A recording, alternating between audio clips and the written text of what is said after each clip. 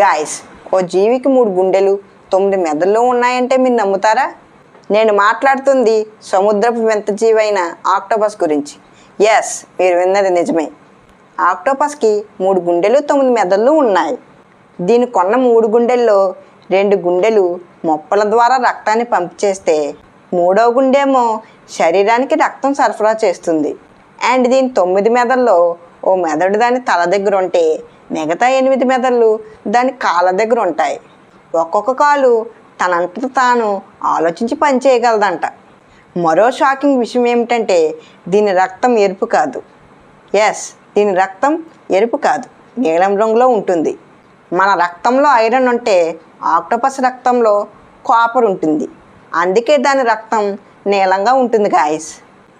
అలాగే ఆక్టోపస్ తన చుట్టూ ఉన్న ప్లేసెస్కు తగ్గట్టుగా తన రంగును, చర్మం ఆకృతిని మార్చేస్తుందంట.